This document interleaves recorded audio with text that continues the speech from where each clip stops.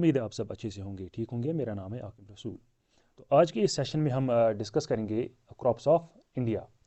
तो आज का जो लेक्चर है इसमें हम जितने भी इंपॉर्टेंट क्रॉप्स हैं उनकी प्रोडक्शन किस स्टेट में क्या होती है और टाइप्स ऑफ फार्मिंग या टाइप्स ऑफ क्रॉप्स यानी कि खरीफ क्रॉप्स, रबी क्रॉप्स, वो सारा हम इसमें डिस्कस करेंगे। ठीक है, मतलब किस कंट्री में कौन सा जो क्रॉप है वो सबसे ज़्यादा प्रोड्यूस हो जाता है। ठीक, तो ये सारा हम डिस्कस करेंगे। पूरा का जो लेक्चर है ये आपके जेके एसएसबी एग्ज़ाम ओरिएंटेड है। तो जितने भी प्रीवियस ईयर क्वेश्चंस आए थे वो भी हम इसमें डिस्कस करेंगे और कैसे इसमें आपके क्वेश्चंस पूछे जाते हैं, तो सारा कुछ हम यहाँ पे डिस्कस करेंगे। ठीक है, तो चलिए आज का जो लेक्चर है वो स्टार्ट करते हैं। तो स्टार्ट करने से पहले हम पहले एक कोट देखते हैं यहाँ पे।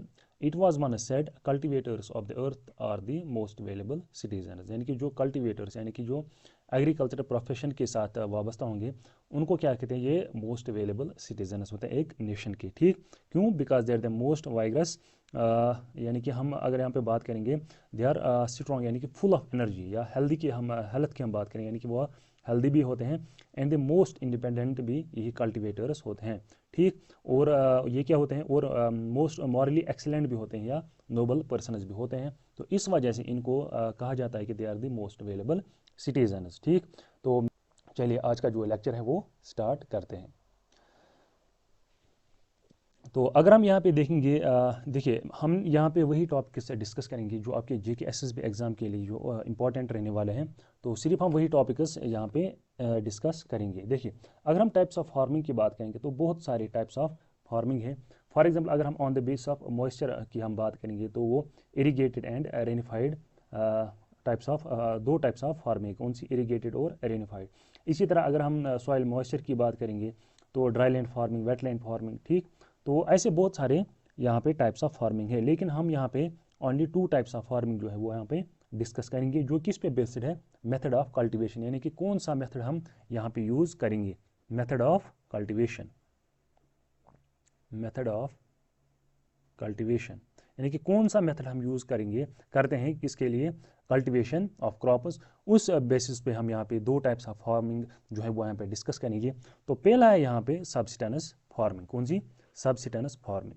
तो अगर हम यहाँ पे सब्सिस्टेंस की फार्मिंग की बात करेंगे, main production is consumed by farmers household. देखिए यहाँ पे जो भी प्रोडक्शन होती है, फॉर एग्जांपल कोई यहाँ पे क्रॉप अगर हम बात करेंगे, राइस की बात करेंगे या वीट की बात करेंगे, तो यहाँ पे जो ये प्रोड्यूस होता है यानी कि यहाँ पे प्रोडक्शन होती है इन क्रॉप्स की, जो फैमिली की जो फार्मर्स की फैमिली है या हाउस होल्ड है, ये खुद ही ये चीज़ें यानी कि ये प्रोड्यूस कंज्यूम करता है, यानी कि ये इनको मार्केट में भेजता नहीं है, खुद ही इनको कंज्यूम करता है। तो ऐसी फार्मिंग को हम कहते हैं subsistence farming.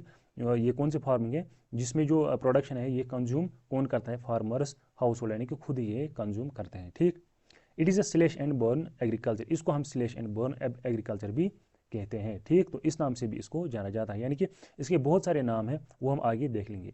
It is zooming in north eastern states, यानी कि जो हमारी नॉर्थ ईस्टर्न स्टेट्स हैं, आसाम है, मेघालय है, मिज़ोरम है या नागालैंड है, इन स्टेट्स में इस सब्सिस्टेंस फार्मिंग को किस नाम से जाना जाता है? जूमिंग फार्मिंग, यानी कि जूमिंग कल्टिवेशन भी हम इसको कहते हैं। तो यहाँ पे एक इंपॉर्टेंट पॉइंट है, जूमिंग कल्टिवेशन हम किसको कहते हैं? जूमिंग फार्मिंग हम किससे कहते हैं? सब्सिस्टेंस फार्मिंग को। कहाँ पे? नॉर्थ ईस्टर्न स्टेट्स में। पामलो इन मणिपुर, तो मणिपुर में इसको पामलो कहते हैं, एंड दीपा इन बस्तर, छत्तीसगढ़ और अंडमान एंड निकोबार आइलैंड्स। तो यहाँ पे दीपा इसका नाम है। तो ये सारी जो हैं ये सब्सिस्टेंस के दूसरे नाम है, यानी कि जूमिंग है, पामलो है या दीपा है। तो डिफरेंट स्टेट्स में इसके डिफरेंट नेम्स हैं। तो मेन चीज़ आपको यही यहाँ पे यही याद रखना है, जो यहाँ पे प्रोडक्शन होती है इन क्रॉप्स की, तो यहाँ पे जो फार्मर्स की जो फैमिली या हाउस होल्ड होता है वो यहाँ पे वो खुद ही कंज्यूम करते हैं। ठीक, तो चलिए देखते हैं नेक्स्ट स्लाइड। तो नेक्स्ट क्या है यहाँ पे टाइप्स ऑफ फार्मिंग में। देखिए अगर हम सब्सिस्टेंस फार्मिंग की बात करेंगे, इसके 2 टाइप्स हैं, एक है प्रिमिटिव सब्सिस्टेंस फार्मिंग और दूसरी है इंटेंसिव सब्सिस्टेंस फार्मिंग। तो पहले हम देखते हैं प्रिमिटिव सब्सिस्टेंस फार्मिंग जो है ये क्या होती है। Practised on patches of land with primitive tools, यानी कि ये हम पेजेस ऑफ लैंड जो है यानी कि छोटे छोटे टुकड़े जो होते हैं लैंड के, उन पे हम ये प्रैक्टिस करते हैं विथ प्रिमिटिव टूल्स, यानी कि पुराने ज़माने में जो टूल्स यूज़ हम करते हैं, हो, डव, डिगिंग स्टिक्स। ठीक है, तो ये चीज़ें ये टूल्स हम यहाँ पे यानी कि प्रिमिटिव टूल्स हम यहाँ पे यूज़ करते हैं। ठीक, एंड फैमिली, तो यहाँ पे जो वर्क करते हैं कौन, मतलब इन लैंड्स में, यानी कि इन पेस ऑफ लैंड्स में कौन करती है, फैमिली खुद यहाँ पे मतलब काम करती है, ठीक, या कम्युनिटी लेबर की हम यहाँ पे बात करेंगे। तो यहाँ पे जो लेबर्स जो होते हैं वो हम यहाँ पे नहीं लाते हैं, तो यहाँ पे फैमिली जो है वो खुद ही यहाँ पे कल्टीवेशन करती है। डिपेंड्स ऑन मानसून, तो ये मेजरली किस पे डिपेंड है, ये मानसून पे डिपेंड है, मानसून रेनस पे, नेचुरल फर्टिलिटी ऑफ सॉइल, और किस पे, नेचुरल फर्टिलिटी ऑफ सॉइल पे। यहाँ पे ज़्यादा फर्टिलाइजर्स हम यूज़ नहीं करते हैं, या मेन्योर्स हम यहाँ पे ज़्यादा यूज़ नहीं करते हैं। तो यहाँ पे ज़्यादातर ये डिपेंड जो ये क्रॉप्स होते हैं, एक तो मानसून पे डिपेंड होते हैं, और नेचुरल फर्टिलिटी जो अपनी सॉइल की होती है तो उस पर यहाँ पे ये डिपेंड होते हैं, ठीक। तो ये कौन सी, ये थी प्रिमिटिव सब्सिस्टेंस फार्मिंग, यानी कि first type of subsistence farming. तो सेकंड वन क्या है यहाँ पे दूसरी क्या है, इंटेंसिव सब्सिस्टेंस फार्मिंग। दूसरी क्या है, इंटेंसिव सब्सिस्टेंस फार्मिंग, ये सेकंड टाइप है इसका। Practice in small areas of high population pressure, यानी कि ये कहाँ पे हम करते हैं, ये प्रैक्टिस यहाँ पे स्मॉल एरियाज में करते हैं, ऑफ हाई पॉपुलेशन प्रेशर, जहाँ पे पॉपुलेशन का प्रेशर जो है वो बहुत ज़्यादा रहता है, यानी कि यहाँ पे पॉपुलेशन डेंसिटी जो होती है वो बहुत ज़्यादा होती है, यानी कि स्मॉल एरियाज होते हैं यहाँ पे लैंड, तो पॉपुलेशन क्या है यहाँ पे, पॉपुलेशन डेंसिटी यहाँ पे बहुत ज़्यादा होती है, यानी कि पॉपुलेशन का प्रेशर यहाँ पे इस लैंड पे बहुत ज़्यादा होता है। लेबर इंटेंसिव फार्मिंग, ये कौन से लेबर इंटेंसिव फार्मिंग है, यहाँ पे बहुत सारे लेबर्स का इस्तेमाल होता है, ठीक। वह high dose of biochemical inputs, यानी कि बहुत हाई डोजेस ऑफ बायोलॉजिकल या सारे बायोकेमिकल इनपुट्स हम यहाँ पे यूज़ करते हैं, यानी कि फर्टिलाइजर्स यूज़ करते हैं, एंड इरीगेशन आर यूज, यानी कि इरीगेशन भी यहाँ पे यूज़ करते हैं। यहाँ पे ये मानसून पे खाली डिपेंड नहीं रहते हैं, यहाँ पे बाकी इरीगेशन जो है, इरीगेशन पे भी ये डिपेंड रहते हैं, ठीक।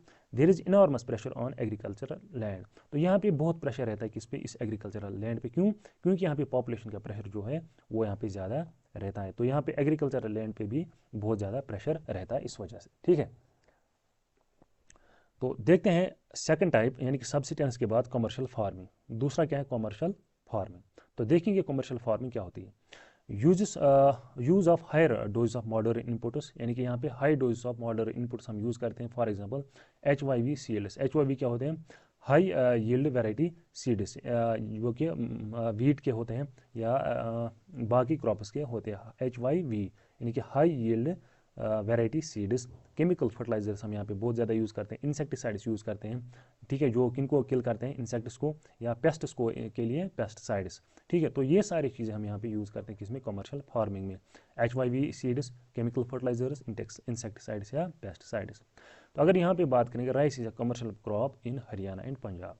तो राइस क्या है, राइस एक कमर्शियल क्रॉप है, कहाँ पे, हरियाणा और पंजाब में। क्यों, क्योंकि ये राइस और राइस जो है ये यहाँ पे सेल करते हैं, कौन सा, राइस, ठीक। ये यहाँ पे सब्सिस्टेंस नहीं है, ठीक। देखिए अगर हम जम्मू कश्मीर की JNK की बात करेंगे, यहाँ पे राइस जो है, राइस यहाँ पे सब्सिस्टेंस क्रॉप है, क्यों, क्योंकि जो राइस की प्रोडक्शन है, यानी कि राइस होता है, ये यहाँ पे हाउस होल्ड खुद ही कंज्यूम करते हैं। लेकिन अगर हम वही बात करेंगे हरियाणा की या पंजाब की, वो क्या क्या, क्या, क्या करते हैं यहाँ पे, वो या चाहे गवर्नमेंट को ये सेल करते हैं या फिर प्राइवेट में भी ये सेल करते हैं, कौन, राइस, कहाँ पे, हरियाणा और पंजाब में, ठीक। तो यहाँ पे ये क्या है, rice is a subsistence crop in Orissa. तो उड़ीसा में भी क्या है, राइस यहाँ पे उड़ीसा में भी सब्सिस्टेंस क्रॉप है, वहाँ पे कमर्शियल क्रॉप नहीं है।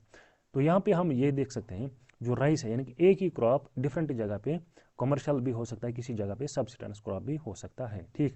तो एक्चुअली ये किस पे डिपेंड होता है, ये प्रोडक्शन पे डिपेंड होता है, यानी कहाँ पे कितनी प्रोडक्शन होती है इसकी, ठीक। तो चलिए देखते हैं नेक्स्ट स्लाइड।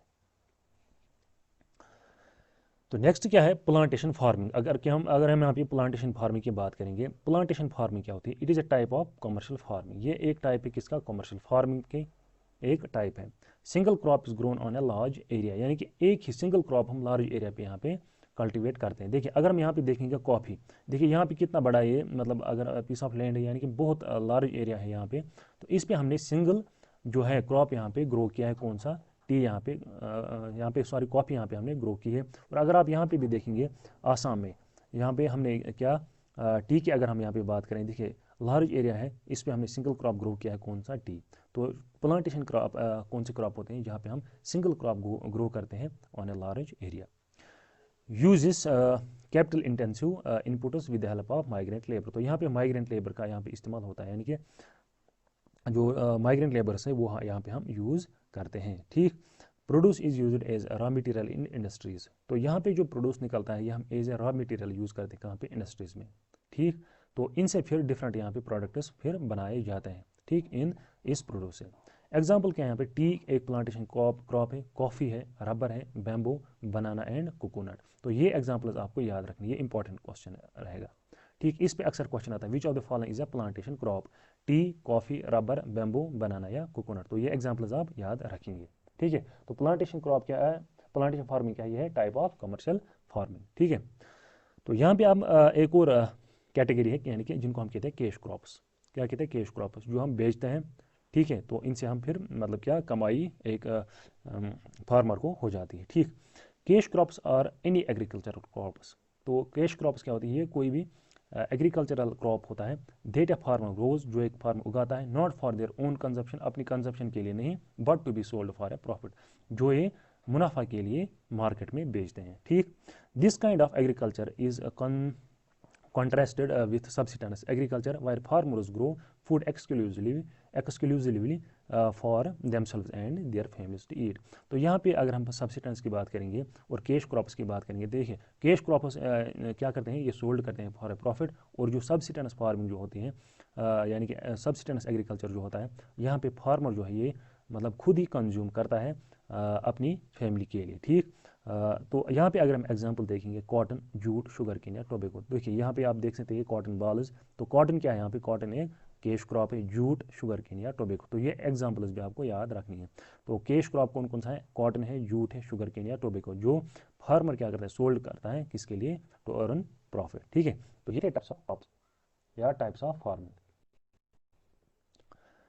तो इसके बाद अगर हम इकोनॉमी की बात करेंगे, यानी कि एग्रीकल्चर का क्या रोल रहता है इंडिया की इकोनॉमी में, तो ये हम यहाँ पे डिस्कस करेंगे। यानी कि जो इंडिया का जीडीपी है, इसमें जो एग्रीकल्चर कितना कंट्रीब्यूट करता है इंडिया की इकोनॉमी में। ठीक है, Indian economy is an agro economy. तो ये क्या है, एक एग्रो इकोनॉमी। एग्रो इकोनॉमी क्या मतलब क्या है कि ये जो यहाँ की इकोनॉमी है, ये एग्रीकल्चरल पे डिपेंडेंट है। ठीक है, तो ये इंपॉर्टेंट क्वेश्चन है, इस पे एक स्टेटमेंट आता है, अक्सर आता है एग्जाम में। ठीक है, because agriculture sector is one of the major contributors to total GDP. क्यों, जो एग्रीकल्चर सेक्टर है ये एक मेजर कंट्रीब्यूटर है किसको, जीडीपी को, यानी कि ये जीडीपी में अच्छा खासा कंट्रीब्यूशन देता है हमारा। ठीक है, कंट्रीब्यूशन टू जीडीपी, जो इसका कंट्रीब्यूशन था एग्रीकल्चर का किसमें, जीडीपी में, यानी कि ग्रॉस डोमेस्टिक प्रोडक्ट, ये आपने पढ़ा होगा इकोनॉमी में या इकोनॉमिक्स में। तो इसका जो कंट्रीब्यूशन था 35% इन 1990 टू 1991। तो इस टाइम पीरियड में, यानी कि अगर हम 1990 या 1991 की बात करेंगे, तब कितना कंट्रीब्यूशन था इसका एग्रीकल्चर का जीडीपी में, 35%। और अगर हम 2022-23 की बात करेंगे, तो आज का कितना है, आज है 15%, यानी कि 15%। 8 कॉन्स्टेंट प्राइस अगर हम बात करेंगे, यानी कि CPI 8 कॉन्स्टेंट प्राइसेस। ठीक है, तो कितना ही गिर गया है, लगभग ये 20% ये डिक्रीज हो गया है। क्यों, क्योंकि जो सर्विस सेक्टर है उसका जो कंट्रीब्यूशन है वो एक्चुअल में इंक्रीज हो गया, यानी कि ग्रेटर देन 50% है किसका कंट्रीब्यूशन, सर्विस सेक्टर का। और अगर हम इंडस्ट्रियल सेक्टर यानी कि मैन्युफैक्चरिंग की बात करेंगे, तो उसका भी लगभग 22 के अराउंड है उसका कंट्रीब्यूशन। ठीक है, तो यहाँ पे जो एग्रीकल्चर का कंट्रीब्यूशन है ये 35 से डिक्रीज हो गया कहाँ तक, 15% तक। ठीक है, तो आज इसका कितना है, 15। ये देखिए अगर एग्जाम में ऐसा ही क्वेश्चन आएगा, ज़रूरी नहीं है कि वहाँ पे 15% ही होगा, वहाँ पे 16% भी हो सकता है। तो यहाँ पे आप अगर 15% नहीं प्रेजेंट होगा, तो यहाँ पे आप 16% यहाँ पे करेक्ट आंसर दे सकते हैं। ठीक है, फॉर एग्जाम्पल अगर क्वेश्चन है तो ऑप्शन है आपके पास, फॉर एग्जाम्पल 50%, 35%, 17% या 25%। तो ये सारे ऑप्शन है। तो यहाँ पे आप करेक्ट आंसर कौन देंगे, तो ऑप्शन नंबर ये सी। तो यहाँ पे 70% आएगा करेक्ट आंसर। क्यों, देखिए ये एक्चुअल में एक्यूरेट नहीं होता है, ये अप्रॉक्सीमेट होता है, यानी कि 15 या 16% ये रेंज में होता है। ठीक है, तो 15, तो यहाँ पे आप फिलहाल याद रख सकते हैं, ये गवर्नमेंट का डाटा है। जो 15% है ये कब था, 2022-2023 में। जी contribution of GDP in contribution of agriculture to GDP कितना था, 15%। In India, 54% population is engaged in agriculture और provide employment to half of population। यानी कि दो, अगर यहाँ पे एम्प्लॉयमेंट की बात करेंगे तो कितनी पॉपुलेशन को जो है एम्प्लॉयमेंट देता है, 54% जो है पीपल वो एंगेज है किसके साथ, एग्रीकल्चरल एक्टिविटीज़ के साथ। और एग्रीकल्चर सेक्टर जो है इसको कहते हैं प्राइमरी सेक्टर, या याद रखेंगे प्राइमरी सेक्टर। ठीक है, मैन्युफैक्चरिंग सेक्टर को कहते हैं सेकेंडरी सेक्टर, और सर्विस सेक्टर को हम कहते हैं टर्शरी सेक्टर। टर्शरी सेक्टर, ठीक है। तो यहाँ पे याद रखो 4% पॉपुलेशन जो है ये डिपेंडेंट है किस पे, एग्रीकल्चरल सेक्टर पे, ठीक है। कंट्रीब्यूशन टू टोटल एक्सपोर्ट्स, अगर हम एक्सपोर्ट्स की बात करेंगे तो एग्रीकल्चर कितना कंट्रीब्यूट करता है एक्सपोर्ट्स में। देखो एग्रो प्रोडक्ट्स की अगर हम बात करेंगे तो कौन कौन सा मेजर प्रोडक्ट है, टी है, कॉफ़ी है, शुगर है, केशू है, नट्स हैं या स्पाइसेस है, ये सारे कितना कंट्रीब्यूट करते हैं, 50% करते हैं टोटल एक्सपोर्ट्स को। देखिए जितना भी इंडिया से बाहर के मुल्कों में एक्सपोर्ट होता है उसमें 50% का जो कंट्रीब्यूशन है वो यही इन एग्रो प्रोडक्ट्स का होता है। कौन कौन सा, tea, coffee, sugar, cashew, nuts, spices etcetera. तो 50% का कंट्रीब्यूशन यही देते हैं हमारे एक्सपोर्ट्स में, ठीक, agro products. Textiles contribute 20% of total exports. अगर हम टेक्सटाइल्स की बात करेंगे यानी कि कॉटन वगैरह की बात करेंगे तो ये कितना कंट्रीब्यूट देते हैं, 20% यही देता है, कौन, टेक्सटाइल्स, यानी कि इसमें टोटल एक्सपोर्ट्स में। India's rake in agro exports is 9th and second in production. और अगर हम यहाँ पे एग्रो एक्सपोर्ट्स की बात करेंगे तो इंडिया की क्या रैंक है, 9th rank and second in production. और प्रोडक्शन की अगर हम बात करेंगे तो यहाँ पे इनकी सेकंड रैंक है, और एक्सपोर्ट्स की अगर हम बात करेंगे तो वहाँ पे यहाँ ये 9th पोजीशन पे है, ठीक। India is the largest producer of, तो इंडिया की अगर हम बात करेंगे किसका लार्जेस्ट प्रोड्यूसर है, milk, potatoes, ginger, onions, brinjal, pulses या स्पाइसेस। तो इनमें ये क्या है, largest producer of the world, ठीक है। तो ये सारी चीज़ें आपको, ये इंपॉर्टेंट पॉइंट्स ये आपको याद रखनी। सेकंड लार्जेस्ट प्रोड्यूसर है किन किन का, सेकंड लार्जेस्ट किन का है, tea, cotton, sugar cane, cashew, food grain, rice and wheat. देखिए अगर जो ये है मिल्क, पोटैटोज वगैरह, तो यहाँ पे इंडिया की फर्स्ट पोजीशन है, और जो टी, कॉटन, शुगर केन यहाँ पे इंडिया की सेकंड पोजीशन है, ठीक है। तो ये सब चीज़ें आपको याद रखनी है। तो चलते देखते हैं next slide. 75% cultivated land is under rice, wheat, bajra and 25% is under commercial farming, this is called backward agriculture. देखिए अगर हम बैकवर्ड एग्रीकल्चर की बात करेंगे जहाँ पे लैंड जो है मिनिमम होगा अंडर किसके, अंडर कमर्शियल फार्मिंग। तो देखिए अगर हम यहाँ पे बात करें खाली 25% लैंड है अंडर कमर्शियल फार्मिंग, तो यहाँ पे जो प्रॉफिट जो है मतलब फार्मर्स का वो यहाँ पे कम रहता है। क्यों, क्योंकि यहाँ पे अगर हम ज़्यादा देखेंगे यहाँ पे सब्सिडेंस फार्मिंग होती है, ठीक। तो यहाँ पे जो 75% ऑफ लैंड जो है ये अंडर है किसके अंडर, राइस, व्हीट और बाजरा के अंडर। कितना, 75% लैंड, कल्टिवेटेड लैंड किसके अंडर है, यानी कि इस पे खाली राइस, व्हीट और बाजरा उगाया जाता है। सिर्फ 25% ऑफ द लैंड पे कमर्शियल फार्मिंग होती है। तो ऐसे जहाँ पे ऐसी सिचुएशन होगी उसको हम कहते हैं बैकवर्ड एग्रीकल्चर, ठीक है। तो यहाँ पे मॉडर्न जो टूल्स है यानी कि केमिकल फर्टिलाइजर, बायोकेमिकल, यानी कि वो सारे चीज़ यहाँ पे यूज़ नहीं होते हैं। तो यहाँ पे जो लैंड जो है ये ज़्यादातर डिपेंड होता है इस पे, मानसून पे, किस पे होता है, मानसून पे, और इरिगेशन पे भी ज़्यादा डिपेंड नहीं होते हैं, ठीक है। और जो सॉइल की जो नेचुरल फर्टिलिटी है, नेचुरल फर्टिलिटी ऑफ सॉइल, तो उसी पे ये डिपेंड रहते हैं, ठीक, क्रॉप्स, ठीक है। India is the second largest producer of fish. तो फिश की अगर हम बात करेंगे तो यहाँ पे भी ये सेकंड लार्जेस्ट प्रोड्यूसर है। तो इस अगर हम फिशेस की बात करेंगे इसको हम कहते हैं ब्लू रिवोल्यूशन, ठीक है, ब्लू रिवोल्यूशन। तो blue revolution is related to fish. Biggest exporter of cotton, तो कॉटन की अगर की हम बात करेंगे तो यहाँ पे बिगेस्ट एक्सपोर्टर है, ठीक। तो पहले नंबर पे कौन है, पहले नंबर पे है चाइना, और सेकंड नंबर पे कौन है, सेकंड नंबर पे है इंडिया, ठीक है। Sikkim the first state in world that claimed 100% organic farming. तो सिक्किम एक ऐसी स्टेट है जिसने, मतलब ये वर्ल्ड की फर्स्ट स्टेट है जिसने क्लेम किया 100% ऑर्गेनिक फार्मिंग। तो ये भी एक इंपॉर्टेंट क्वेश्चन है। तो कौन सी स्टेट है जिसने, वर्ल्ड की कौन सी स्टेट है जिसने 100% ऑर्गेनिक फार्मिंग जो है वो क्लेम की है, वो कौन से, वो है सिक्किम, ठीक है। तो ये भी आपको यहाँ पे याद रखना है। Largest export agriculture product is rice. तो अगर हम लार्जेस्ट एक्सपोर्ट एग्रीकल्चरल प्रोडक्ट की बात करेंगे तो वो कौन सा है, वो है राइस। तो यहाँ से इंडिया से जो सबसे ज़्यादा एक्सपोर्ट कौन सा एग्रो प्रोडक्ट होता है वो होता है राइस। तो ये भी आपको याद रखना है, ठीक है। तो चलते देखते हैं नेक्स्ट स्लाइड। देखिए अगर हम यहाँ पे क्रॉपिंग सीजनस की आप बात करेंगे, मेजरली तीन क्रॉपिंग सीजनस होते हैं हमारे यहाँ। पहला कौन सा, खरीफ क्रॉप्स, जेड क्रॉप्स या रबी क्रॉप्स, ठीक है।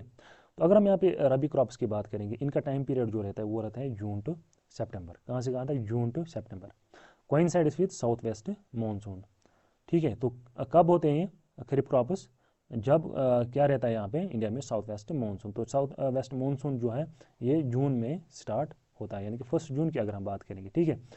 तो अगर हम अंडमान निकोबार की बात करेंगे वहाँ तो मई में ही स्टार्ट होता है, लेकिन यहाँ पे जो मेन लैंड है इंडिया का, तो वहाँ पे साउथ वेस्ट मानसून जो है वो जून में ही स्टार्ट होता है, ठीक है। तो इसी टाइम पे ये जो ये खरीफ क्रॉप्स हैं ये भी इसी टाइम यहाँ पे होते हैं, ठीक है। इनको अक्सर क्या कहते हैं, इनको हम कहते हैं ट्रॉपिकल क्रॉप्स, ठीक है। खरीफ क्रॉप्स को हम मानसून क्रॉप्स भी कहते हैं या ट्रॉपिकल क्रॉप्स भी कहते हैं। हार्वेस्टेड इन सितंबर नवंबर, ठीक है। तो हार्वेस्ट कब इनको करता है, सितंबर से नवंबर तक, ठीक है। डिफरेंट स्टेट्स में डिफरेंट टाइम पीरियड में, फॉर एग्जांपल अगर किसी स्टेट में सितंबर में, किसी स्टेट में नवंबर में इनको हार्वेस्ट किया जाता है। अगर हम एग्जांपल यहाँ पे देखेंगे, राइस, मेज, कॉटन, ग्राउंडनट, जूट, जवार, बाजरा, तार या अरहर, तो ये एग्जाम्पल आपको याद रखनी है। ये सारे क्रॉप्स क्या हैं, ये सारे हैं खरीफ क्रॉप्स, ठीक है। तो इसके बाद है जो एक और कैटेगरी है वो है रबी क्रॉप्स। तो ये कब ग्रो मतलब किस पीरियड में रहते हैं, टाइम पीरियड में, अक्टूबर नवंबर से मार्च अप्रैल तक ये रहते हैं, ठीक है। तो हार्वेस्ट कब होते हैं, मार्च अप्रैल में होते हैं, ठीक। तो कहाँ से कहाँ तक, अक्टूबर नवंबर से मार्च अप्रैल, यानी कि विंटर क्रॉप्स इनको कहते हैं, ये विंटर में रहते हैं, ठीक है, विंटर के टाइम पीरियड में। लो टेम्परेचर कंडीशन फैसिलिटेट दी कल्टिवेशन। तो यहाँ पे किस चीज़ की ज़रूरत होती है, यहाँ पे लो टेम्परेचर की, ठीक है, लो टेम्परेचर की यहाँ पे ज़रूरत रहती है। अगर हम एग्जाम्पल की यहाँ पे बात करेंगे, वीट, बैरली, पी, ग्राम, मस्टर्ड, तो ये सारी क्या है, ये सारी एग्जाम्पल्स रबी क्रॉप्स की, ठीक है। तो उसके बाद है Z crops, grows after harvesting of rabi crops. जब हम हार्वेस्ट कौन करते हैं, रबी क्रॉप्स यानी कि मार्च अप्रैल में, तो फिर उसके बाद किन का टाइम आता है, जेड क्रॉप्स का, यानी कि अगर हम यहाँ पे मई जून जुलाई, यानी कि कम ही, मतलब 2-3 महीने में ये रहते हैं, ठीक। अगर हम यहाँ पे एग्जाम्पल्स की बात करें, एग्जाम्पल क्या है, वाटरमेलन है, कुकम्बर है, वेजिटेबल्स है, ये खाली है, मतलब ज़्यादा से ज़्यादा 3 मंथ्स के लिए रहते हैं जेड क्रॉप्स, ठीक है। खरीफ क्रॉप्स, रबी क्रॉप्स और जेड क्रॉप्स, ठीक। तो ये थे कुछ एग्जाम्पल्स। तो इन अक्सर यहाँ पे एक तो टाइम पीरियड पे क्वेश्चन आता है, तो हम लास्ट पे देखेंगे कुछ जो JK SSB में आए थे क्वेश्चन, तो वो हम डिस्कस करेंगे। ज़्यादातर या तो एग्जाम्पल पे क्वेश्चन आएगा या फिर इस टाइम पीरियड पे क्वेश्चन आएगा, कहाँ से कहाँ तक इसका टाइम पीरियड जो है वो रहता है, ठीक है। नेक्स्ट अब बात करेंगे हम मेजर क्रॉप्स की, ठीक है। जो इंडिया के मेजर क्रॉप्स है वो कौन कौन से हैं। तो पहले अगर हम बात करेंगे राइस की, राइस क्या है, ये एक मेजर क्रॉप है। इसी तरह वीट है, इसी तरह मेज़ है, ठीक है, इसी तरह कॉटन है, इसी तरह शुगर केन है, इसी तरह स्पाइसेस है। ये क्या, ये है मेजर क्रॉप्स ऑफ इंडिया। तो ये हम एक एक करके डिस्कस अब करेंगे। देखिए अगर हम राइस की बात करेंगे, ये एक स्टेपल फूड क्रॉप है, ठीक है। उसके बाद इसके कितनी वेराइटीज़ हैं, 3000 वेराइटीज़। देखिए ये जो डेटा है आपका, ये पूरा का पूरा आपका NCERT का है, ये NCERT का डेटा है, ठीक है। तो कितनी वेराइटीज़ हैं इसकी, 3000 वेराइटीज़ ऑफ राइस। ये कौन सा क्रॉप है, crop of tropical humid areas, यानी कि जो ट्रॉपिकल ह्यूमिड एरियाज़ हैं उन्हीं में ये उगाया जाता है। इन वेस्ट बंगाल, WB यानी कि West Bengal, 3 varieties of rice, यानी कि वेस्ट बंगाल में 3 वेराइटीज़ ऑफ राइस जो है वो पाई जाती है। कौन कौन सा, ओस, अमन या बोरो। ये इंपॉर्टेंट पॉइंट है यहाँ पे, कौन कौन सा, ओस, अमन और बोरो, ये 3 वेराइटीज़ ऑफ राइस हैं, कहाँ पे पाए जाते हैं, वेस्ट बंगाल में पाए जाते हैं। Largest producer is China and second is India. तो यहाँ पे largest producer of rice is China, उसके बाद क्या है, इंडिया। टेम्परेचर की अगर हम पे बात करेंगे तो कितना टेम्परेचर इसके लिए रिक्वायर्ड है, 25 डिग्री सेंटीग्रेड, और रेनफॉल कितना है, 100 to 150 सेंटीमीटर। तो यहाँ पे रेनफॉल का रिक्वायरमेंट इतना रहता है और टेम्परेचर का 25, ठीक है। तो ये सारा आपको याद रखना है यहाँ पे। उसके बाद है वीट। वीट क्या है, it is the crop of temperate zone. तो यहाँ ये कहाँ पे उगाया जाता है, टेम्परेट जोन में। Main food crop in north and north western part. एक तो नॉर्थ में यानी कि नॉर्थ इंडिया और नॉर्थ वेस्टर्न पार्ट में, ये क्या है, नॉर्थ वेस्टर्न पार्ट क्या क्या आता है, गुजरात आता है, इस तरह राजस्थान आता है, ठीक है। तो वहाँ पे कौन सा ये फूड क्रॉप उगाया जाता है, वीट, और कहाँ पे, नॉर्थ में, यानी कि नॉर्थ इंडिया में, ठीक। नॉर्थ इंडिया में कौन कौन स्टेट आती है, पंजाब आती है, इसी तरह हिमाचल प्रदेश आती है, इसी तरह उत्तराखंड आती है, जम्मू एंड कश्मीर आती है। तो ये सारी कौन सी स्टेट्स हैं, ये सारी हैं नॉर्दर्न स्टेट्स। तो रेनफॉल की अगर हम यहाँ पे बात करेंगे, रेनफॉल कितना है, रेनफॉल का रिक्वायरमेंट रहता है यहाँ पे 50 सेंटीमीटर टू 75 सेंटीमीटर। तो ये कितना है रेनफॉल। देखिए राइस में ज़्यादा रेनफॉल का रिक्वायरमेंट रहता है, यानी कि 100 to 150 सेंटीमीटर। तो यहाँ पे वीट में कम ही रिक्वायरमेंट रहता है किसका, रेन वाटर का, यानी कि 50 to 75 सेंटीमीटर, ठीक है। तो चलिए देखते हैं नेक्स्ट स्लाइड। तो नेक्स्ट क्या है, मेज़।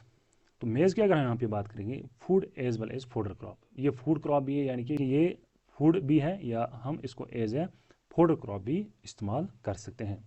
Grown under semi arid climate. तो किस क्लाइमेट में उगाया जाता है, सेमी एरिड क्लाइमेट में, वेरी ओवर इन्फीरियर सॉइल, यानी कि जो इन्फीरियर सॉइल्स होती हैं, यानी कि जो ज़्यादा फर्टाइल नहीं होती, यानी कि इन्फीरियर सॉइल्स होती हैं। तो रेनफॉल का रिक्वायरमेंट क्या है यहाँ पे 75 to 100 सेंटीमीटर।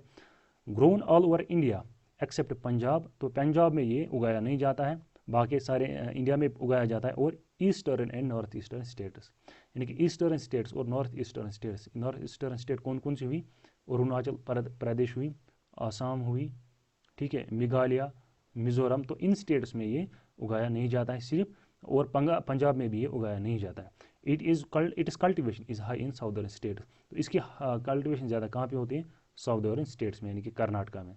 कर्नाटका, अगर हम कर्नाटक की बात करेंगे, Karnataka is the largest producer of मेज। तो ये क्वेश्चन आपका आया था JKSSB VLW के एग्जाम में, यानी कि पंचायत सेक्रेटरी के एग्जाम में आया था ये क्वेश्चन, ठीक है। एक तो आया था मिल्क पे, लार्जेस्ट प्रोड्यूसर ऑफ मिल्क, तो वहाँ पे ऑप्शन था हरियाणा, ठीक है, और दूसरा था किस पे? मेज पे। तो ऐसे क्वेश्चंस आपके एग्जाम्स में आते हैं, ठीक है। तो चलिए देखते हैं नेक्स्ट स्लाइड। तो लास्ट पे यहाँ पे हम देखेंगे कौन सा क्रॉप है, मतलब किस स्टेट में सबसे ज़्यादा ये पाया जाता है, यानी कि लार्जेस्ट प्रोड्यूसर स्टेट कौन सी इसकी, और लार्जेस्ट प्रोड्यूसर कंट्री कौन है इसकी। देखिए, पहले हम राइस की बात करेंगे, तो सबसे ज़्यादा कहाँ पे इसकी प्रोडक्शन होती है? वेस्ट बंगाल। और वर्ल्ड की अगर हम बात करें तो कंट्री में से चाइना।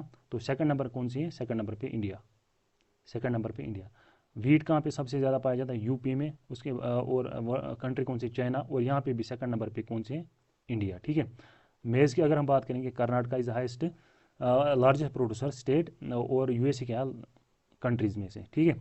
कॉटन की अगर हम बात करेंगे, गुजरात यहाँ पे, और यहाँ पे अगर हम बात करेंगे कंट्रीज़ की, देखिए कंट्रीज़ में चाइना यहाँ पे लार्जेस्ट है। तो सेकंड कौन सी है? सेकंड पोजीशन है इंडिया की, ठीक है। तो फर्स्ट पोजीशन है यहाँ पे चाइना की। और इसी तरह अगर हम बात करेंगे शुगर केन की, शुगर केन में स्टेट्स की अगर हम बात करेंगे, UP is the largest producer, और यहाँ पे ब्राज़ील क्या है? Brazil is the largest producer country. और यहाँ पे अगर हम इंडिया की बात करेंगे, तो India is the second largest producer of sugar cane, ठीक है। तो यहाँ पे अच्छी खासी रैंक है इंडिया की इन सारे क्रॉप्स में। जूट की अगर हम बात करेंगे, यहाँ पे जूट स्टेट्स में वेस्ट बंगाल, देखिए जहाँ पे कंट्रीज़ मतलब इंपॉर्टेंट है वहाँ पे मैंने कंट्री का भी मेंशन किया है, जहाँ पे मैंने मेंशन नहीं किया है वो तो वहाँ पे इंपॉर्टेंट ज़्यादा नहीं है, ठीक है। तो टोबैको की अगर हम बात करेंगे, तो यहाँ पे Gujarat is the largest producer among states, और जूट में वेस्ट बंगाल। तो ये सारे आप चीज़ याद रखेंगे। तो ये लेटेस्ट डेटा है, ठीक है। जवार, जवार कहाँ पे? महाराष्ट्र। ओनियन महाराष्ट्र। रबर केरला में। टर्मरिक महाराष्ट्र में। मस्टर्ड राजस्थान में। इस तरह ग्राउंड नट गुजरात में। सनफ्लावर कर्नाटका। मिल्क हरियाणा। देखिए इससे पहले था हरियाणा, तो रिसेंटली ये चेंज हुआ है। तो इसने यूपी ने क्या किया है, इसको मतलब पीछे किया है इस प्रोडक्शन में, मिल्क की प्रोडक्शन में। तो अभी क्या है? अभी यूपी है लार्जेस्ट प्रोड्यूसर ऑफ मिल्क। तो टी की अगर हम बात करें, तो यहाँ पे Assam is the largest producing state. और अगर हम कंट्रीज़ की बात करें, तो यहाँ पे चाइना जो है नंबर 1 पे है, ठीक है। तो चलिए देखते हैं नेक्स्ट स्लाइड। तो कोकोनट की अगर हम बात करेंगे, हाईएस्ट है कर्नाटका, उसके बाद है तमिलनाडु, और उसके बाद है केरला। मिलेट्स राजस्थान। तो लार्जेस्ट प्रोड्यूसर कंट्री कौन सी है? वो है इंडिया। स्पाइसेस की अगर हम बात करें, यहाँ पे एमपी मध्य प्रदेश, और इंडिया क्या है कंट्रीज़ में से नंबर 1 पे है। कॉफ़ी, कॉफ़ी की अगर हम बात करें, कर्नाटका में सबसे ज़्यादा, उसके बाद केरला, उसके बाद तमिलनाडु, और ब्राज़ील क्या है नंबर 1 पे, ठीक। तो यहाँ पे आप इंडिया देख लेना खुद ही, ठीक है, इंडिया की क्या रैंक है। और अगर हम पल्सेस की बात करेंगे, पल्सेस में क्या है? मध्य प्रदेश नंबर 1 पे है, मध्य प्रदेश है नंबर 1 पे, और इंडिया क्या है? इंडिया भी नंबर 1 पे इन कंट्रीज, यानी कि among countries India is on top position, ठीक है। तो एमपी क्या है? एमपी यहाँ पे नंबर 1 पे है। केशू, केशू नट्स की अगर हम बात करेंगे, महाराष्ट्र पहले नंबर पे है। चिलीज़ की अगर हम बात करेंगे, आंध्र प्रदेश। पेपर की बात करेंगे कर्नाटका, और ग्राम की अगर हम बात करेंगे, तो यहाँ पे मध्य प्रदेश। तो सारी स्टेट्स आपको याद रखनी, ज़्यादातर स्टेट्स पे ही क्वेश्चन आता है, ठीक है। तो चलिए देखते हैं और है कुछ इसमें, नहीं बस हाँ लास्ट पे फाइनली एक और स्लाइड है यहाँ पे, देखिए बैरली, बाजरा एंड मूंग, यानी और उड़द ये कहाँ पे पाए जाते हैं? ये पाए जाते हैं राजस्थान में। तो Rajasthan is the leading producer of barley, bajra, moong and urad, ठीक है। मैंगोज कहाँ पे सबसे ज़्यादा मतलब प्रोडक्शन होती है? किस स्टेट में? यूपी में। तो ये आपको याद रखना है। कीवी, ये इंपॉर्टेंट पॉइंट है, कहाँ पे? अरुणाचल प्रदेश। कीवीज़ की प्रोडक्शन सबसे ज़्यादा होती है अरुणाचल प्रदेश में। Jowar, black gram, castor, both kharif and rabi crops. देखिए जो ये तीन है यानी कि ज्वार, ब्लैक ग्राम और कैस्टर, ये तीनों क्या है, ये खरीफ क्रॉप्स भी हैं और रबी क्रॉप्स भी हैं, ठीक है।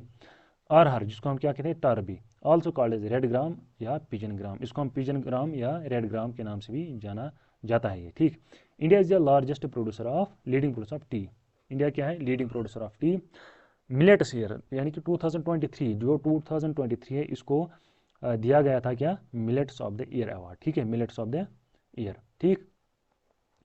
कॉटन की अगर हम पे बात करेंगे, देखिए कॉटन क्या ही है, ट्रॉपिकल क्रॉप। इससे पहले हमने की बात वीट, राइस और मेज की, तो यहाँ पे अब हम बात करेंगे कॉटन की। कॉटन क्या ही है, एक ट्रॉपिकल क्रॉप है, need clear sky during flowering stage. तो फ्लावरिंग स्टेज के दौरान इसको क्या किस चीज़ का रिक्वायरमेंट रहता है, क्लियर स्काई की, ठीक है। 210 फ्रॉस्ट डेज, ठीक है, और 210 फ्रॉस्ट डेज इसका भी इसको यहाँ पे रिक्वायरमेंट रहता है। रेनफॉल का कितना है, 75 to 100 सेंटीमीटर। और ब्लैक सॉइल यहाँ पे ये इंपॉर्टेंट पॉइंट है, black soil is used for the cultivation of black soil. तो ये यहाँ पे आपको याद रखना है, ये इंपॉर्टेंट क्वेश्चन, ये अक्सर एग्जाम्स में पूछा जाता है, ब्लैक सॉइल किसकी कल्टिवेशन में यूज़ होता है, यानी कि यहाँ पे आपको याद रखना है कॉटन। उसके बाद हम शुगर केन की बात करेंगे, ये भी क्या है, एक ट्रॉपिकल क्रॉप है, और रेनफॉल का रिक्वायरमेंट कितना रहता है यहाँ पे, 75 to 100 सेंटीमीटर। तो जितने 21 to 27 डिग्री सेंटीग्रेड टेम्परेचर, ठीक है। तो बस इतना था इस लेक्चर में, जो आपके जेके एसएसबी एग्ज़ाम्स के लिए मतलब सफिशेंट है, इतना ही मतलब एग्ज़ाम्स में पूछा जाता है। इसके अलावा मैंने कि इसके बाहर कुछ भी नहीं पूछा जाएगा। ज़्यादातर रबी क्रॉप्स या खरीफ क्रॉप्स जो उनका टाइम पीरियड है, एक तो उस पर क्वेश्चन आते हैं और उसके एग्जाम्पल्स पे, और ये मतलब किस क्रॉप में कौन सी सॉइल जो है किस सॉइल में कौन सा क्रॉप उगता है, और इन्हीं मतलब कौन सी स्टेट जो है किस क्रॉप की लीडिंग प्रोड्यूसर है, यानी कि कौन सा क्रॉप किस स्टेट में सबसे ज़्यादा प्रोड्यूस होता है। तो ऐसे क्वेश्चंस अक्सर पूछे जाते हैं। तो कुछ क्वेश्चंस हम यहाँ पे डिस्कस करेंगे जो रिसेंट एग्जाम्स में आए थे, तो वो हम यहाँ पे अब फिलहाल डिस्कस करेंगे। देखिए अभी मेरे पास क्वेश्चन पेपर है अकाउंट्स असिस्टेंट फाइनेंस का, जो 2024 में इसका एग्जाम हुआ था। Consider the following statements, rabi crops are sowed between October and November. यानी कि ये क्या कहता है, जो rabi crops, option number first क्या है, रबी क्रॉप्स जो हैं इनको rabi crops are sowed between October to November, यानी कि इस टाइम पीरियड में इनको लगाया जाता है। तो दूसरा स्टेटमेंट क्या था, rabi crops require a lot of water, rabi crops require a lot of water, इनको मतलब बहुत सारे वाटर की ज़रूरत पड़ती है। ऑप्शन नंबर सी क्या है, rabi crops need warm weather for growth, तो यहाँ पे इनको वार्म वेदर फॉर ग्रोथ ये भी चाहिए इनको, ठीक है। देखिए अभी हमने देखा, हम वही स्लाइड उसी साइड पे जाते हैं। देखिए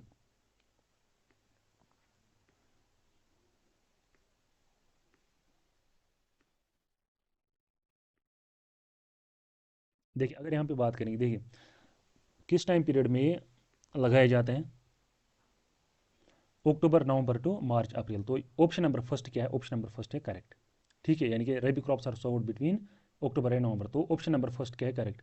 रबी crops require lot of water, यानी कि इनको लॉट ऑफ वाटर की जो है उसकी ज़रूरत रहती है, लेकिन ये स्टेटमेंट क्या है, ये स्टेटमेंट है गलत। क्यों, क्योंकि ये विंटर में उगाए जाते हैं, तो तब इनको जो वाटर की जो है, देखिए ये अगर हम यहाँ पे west south west monsoon crops की बात करेंगे, खरीफ क्रॉप्स की, यहाँ पे वाटर का रिक्वायरमेंट रहता है बहुत ज़्यादा, लेकिन रबी क्रॉप्स में वाटर का रिक्वायरमेंट बहुत कम रहता है, ठीक है। तो ऑप्शन नंबर सी क्या है, rabi crops need warm weather, यानी कि इनको वार्म वेदर की जरूरत रहती है, ये भी गलत है। क्यों, यहाँ पे आपने देखा low temperature conditions facilitate the cultivation. तो खाली ऑप्शन नंबर ए क्या है यहाँ पे करेक्ट। तो यहाँ पे ऑप्शन क्या था, only A and B, only C, none of the above. तो ऑप्शन नंबर ए यानी कि only A is the correct answer. तो ये क्वेश्चन पूछा गया था आपके अकाउंट असिस्टेंट फाइनेंस में, ठीक है। तो हम देखते हैं नेक्स्ट क्वेश्चन पेपर देखेंगे, VLW का हम देखेंगे कि कौन सा क्वेश्चन इसमें यहाँ पे पूछा गया था। देखिए एक तो पूछा गया था यहाँ पे लार्जेस्ट प्रोड्यूसर ऑफ मिल्क कौन सी स्टेट है, ठीक है। तो ऑप्शन में था हरियाणा। तो अगर हम बात करेंगे हरियाणा क्या है, उस टाइम पे था Haryana largest producer of milk. और एक क्वेश्चन आया था उस पर, which state is the largest producer of मेज, तो वहाँ पे कर्नाटका क्या था करेक्ट ऑप्शन, तो वो भी पूछा गया था आपके एग्जाम में, ठीक है। तो ऐसे क्वेश्चन पूछे जाते हैं अक्सर आपके एग्जाम्स में। तो मुझे लगता है आज का लेक्चर हम यहीं पे एंड करेंगे। अगर आपको कोई सेशन अच्छा लगा होगा तो लाइक करना, शेयर करना और सब्सक्राइब भी करना हमारे चैनल को, और अपने दोस्तों के साथ भी इसे शेयर करना ताकि सबको इसका बेनिफिट मिल सके। ठीक है, तो चलिए मिलते हैं नेक्स्ट लेक्चर में। टिल देन अल्लाह हाफिज़।